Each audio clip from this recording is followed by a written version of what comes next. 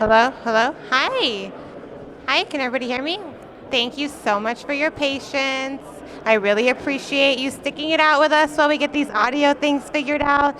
I wanted to introduce to you Ashlee Benge. She is the Director of Threat Advocacy at Reversing Labs, and she's going to be presenting her talk, The Ghost in the Voting Machine. So everybody give it up for Ashlee Benge. Hi guys, I am going to try to talk really loud so that you can actually hear me, but if you can't hear me, just like wave or give me a thumbs down or something. So my name is Ashlee Benge. I am very fortunate to lead a very cool team of threat researchers at Reversing Labs. In my career, I've worked in roles in threat detection, threat hunting, and now finally I'm in mostly more of an outreach type of role. So today I am going to talk to you a little bit about a recent engagement that we had at Reversing Labs that allowed us to really learn a lot about our posture on election security and more specifically software supply chain security. And so I'm going to start this with a story. In this story, one particular US state had engaged with a contracting company and signed a multi-million-dollar deal, and they were looking to build some back-end infrastructure for their election systems. So this was a reputable contractor. This wasn't a random one off the street. This one had been vetted. They had worked with vital records databases before, and they had really been a good partner to work with up until this point. The tricky part, or the catch to this, is that in that contract it specified that it was okay for this contractor to use foreign nationals as long as they were based in the United States. But then we had a pandemic, and that changed a lot of things, and a lot of those foreign nationals actually moved back to their country of origin to be with their families, to be closer to friends and loved ones, for whatever reason.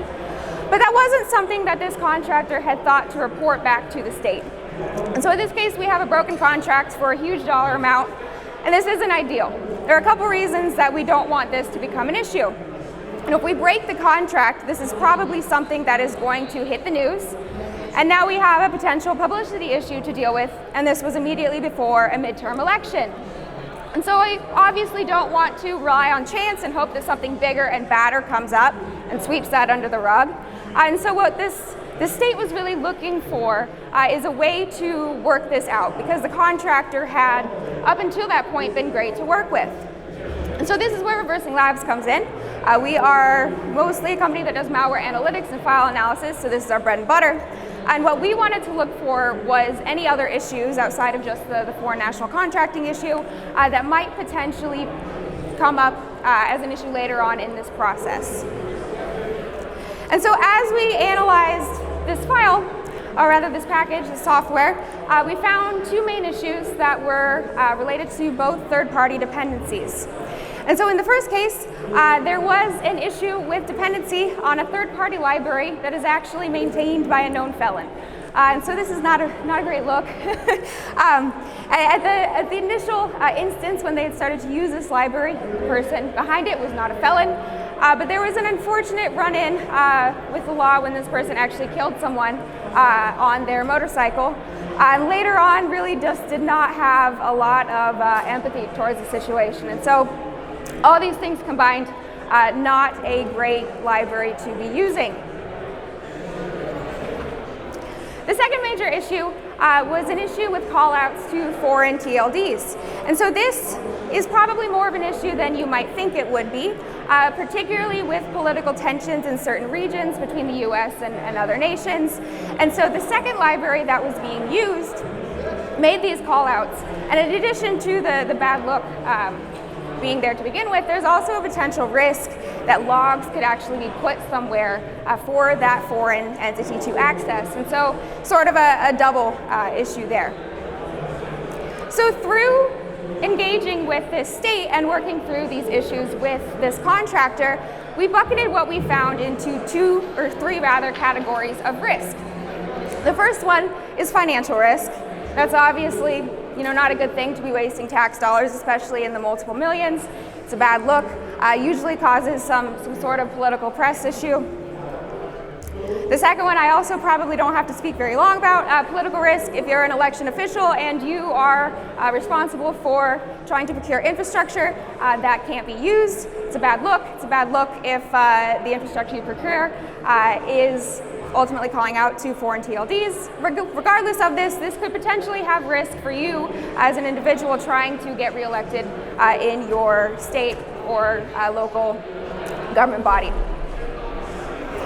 The final one I think is the most interesting and the most nuanced, and that is the risk in terms of public relations. And so there have been, and I don't think this is going to be news to anyone, but there have been lots of conspiracy theories, particularly around the most recent 2020 election. And something that I found very interesting was the impact that actually had to the company Dominion Voting that was sort of at the center of a lot of these conspiracies. And so in that case, if you don't remember, one of the accusations was that they were involved with Venezuela, who was changing votes to be for the other party.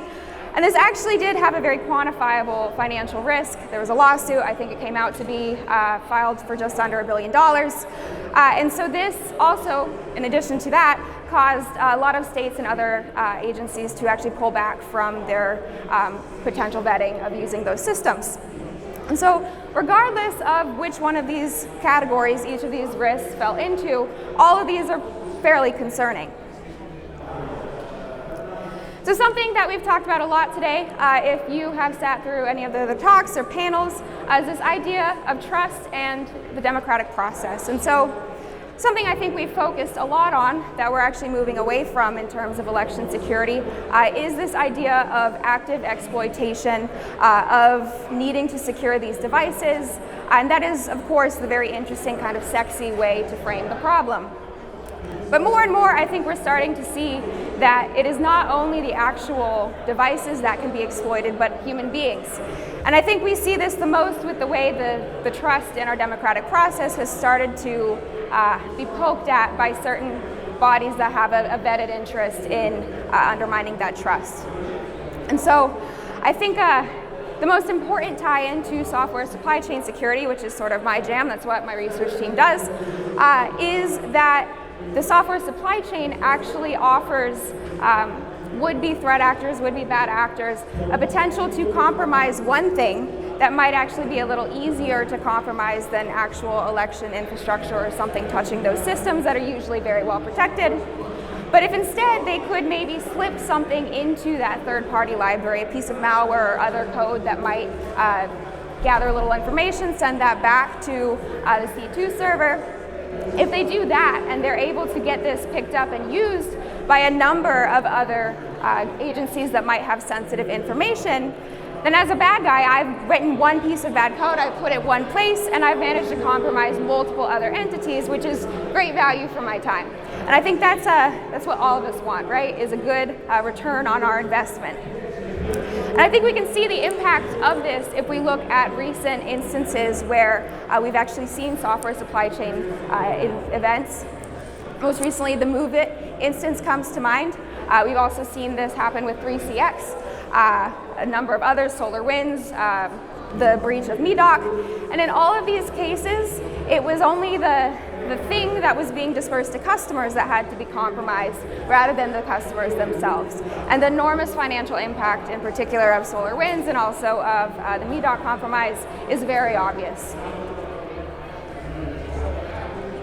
And so in particular, when we talk about elections, this makes me very nervous. And I'm a nervous person in general, working in threat research, but I think it's particularly concerning that not only is this not active exploitation, which has been given a lot of active attention, we've spent a lot of time talking about that, this is something that might slip by the wayside. It's very easy if you're a developer to fat finger the name of a third-party library and accidentally import something that you didn't mean to import.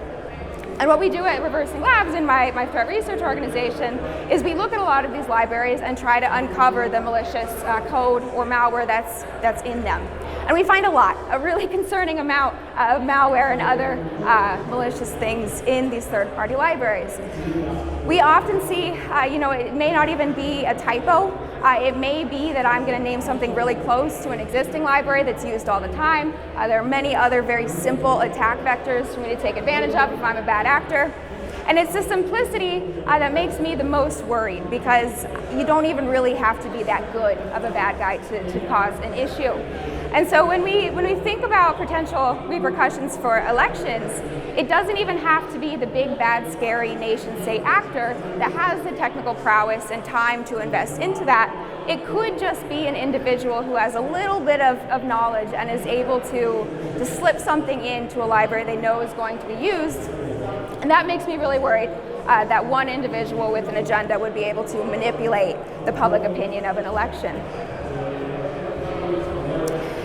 And so if I had to come up with a takeaway for the audience, I think a lot of what we have focused on in the security product world, and if you're someone who is buying software for critical systems, probably what you're doing is reviewing source code, and that's great. It's really, really important to do that.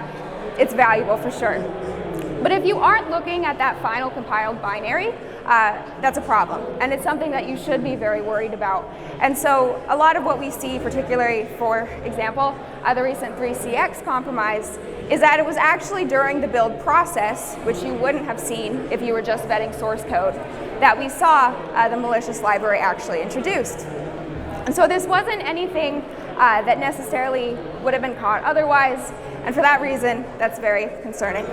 And so when I think about the ways that I want to see election security change, I think that not only do I want to see time invested into preventing active exploitation, preventing misinformation campaigns. These are all very, very important things. But what I'd also like to see is that we're very conscious of the little things, the things that might not require such skill or the ability to control and get a very massive disinformation campaign going. And so if I had to leave you with a message, I would say if you are someone who is in the business of procuring software, or you are an election official in your state, you should probably think about what your security controls are actually doing. And just as a side note, if I go back to that case study, it was a little bit interesting. We actually ended up reviewing a second application that this government entity was using. And this one was something that was storing vital records in the form of driver's license information.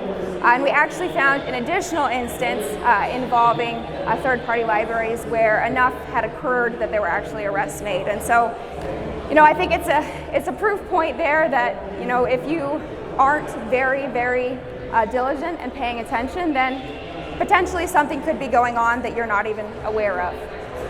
And so with that, I'll stop talking now. If you have any questions, there are people, I'm sure, in the audience that have very interesting points of view. If you have anything to bring up for discussion, happy to hear it.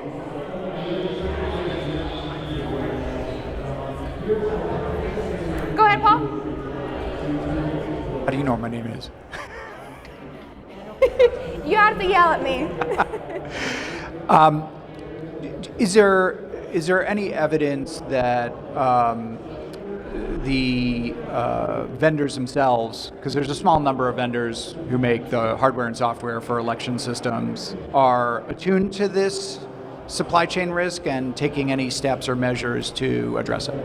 Yeah, I think in general, the awareness level is increasing, especially if you're a government entity, because there have been executive orders, for example, that are starting to require things like SBOMs. If you're not familiar, this is sort of like a nutrition facts label for a piece of software. And so there are, I think, positives and negatives to that legislation. That legislation is not very specific, but it does exist, and I think that's a step in the right direction for sure.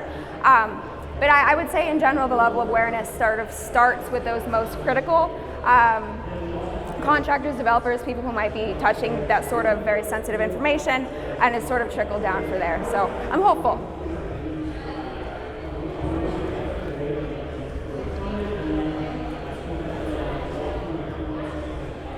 Hey, so your firm researches and finds compromised libraries. So is there an authoritative source for those compromised libraries that you'd recommend? Who is that? Sorry, you said a what source? Like a source to identify those libraries that have been compromised. Where do we get that information? Like about the libraries themselves, or who is behind it? The libraries Okay, themselves. gotcha. Yeah, so that's something my research team prides themselves on. We, and I think most security research groups in the world, are very serious about spreading that kind of information widely. So we put all that on our blog, actually. We have, we go from, very high overviews all the way down into the deep technical details of these sort of threats. And we also obviously provide indicators for free as well. And so if you're interested in learning more about that, we try to publish as much as we can to the general public. As a security person, how do we... As a security person myself, how do we hold our local officials really responsible for doing the right thing? Because they're gonna look at their money and say, okay, it's not in the budget to do static analysis, dynamic analysis, SBOM. They're not going to do that. So how do we really start at the ground level, at the grassroots level, hold our local authorities responsible for this? Now, I would love to hear your take, because you play in this space a lot more than I'm a healthcare guy, so okay. That's okay. My answer might be a little different than you're looking for, but in my point of view, it's really, really important that younger people with more technical prowess, not to disparage anyone who is more senior, but I think a lot of apathy exists, especially in millennials and down. There's just not a lot of involvement in the political system, especially at the local level, and that really bums me out, because local politics is probably most applicable to our lives versus the big national politics. And so we had a lot of urging people to go become poll workers before, but even if you can run for your local city council, if you have the time for that, if you can otherwise do any kind of volunteer work, I think getting people who know and have firsthand experience with the issue into positions of power where they have a voice is going to be most critical to that. I don't know if that's what you were going for, but It helps a little bit, yeah, for sure. I mean, because so many people are not technical. right. So thank you very much. I don't know if we have time for one more question. All right. Make the guy with the cane come over to you. Hello. So I was just wondering if the nation's current political apathy could create kind of a worsening effect of the effects that you mentioned, such as the political risk or public relations at risk. If we're seeing a lot of people in America, especially young people such as myself, my group is starting to have a lot of political apathy. So do you think that could potentially change how people view this issue? Yeah, I do. One of the things I'm most concerned with is because there's been such a division of our political system, and there are very strong feelings on both sides, I think it's become a politicized issue to even question election security, and that's a problem, because I think it's important to be able to question everything. I think with regards to apathy in general, it's concerning to me that those who find themselves feeling apathetic are usually the people that are sort of in the middle, which I think represents most folks. And it's the very extreme points of view, the sometimes dangerous points of view, that are involved and are willing enough to invest the time to potentially do something of the lines of supply chain threat that's going to ultimately impact critical infrastructure. So it does have me worried, and I think one of the best things that has come out of things like social media and people being very sort of ethically active, if you will. I don't know if that's the right word, but a lot of people, especially who are younger, feel very compelled to stand up for a cause. And so I have hope that the younger generations are going to pick this as a cause that they can really get behind. And the people that I talk to, maybe I'm biased because I talk to mostly very smart people, but I have a lot of hope in that regard. Okay, well, please join me in thanking Ashlee again. Thank you very much for your time.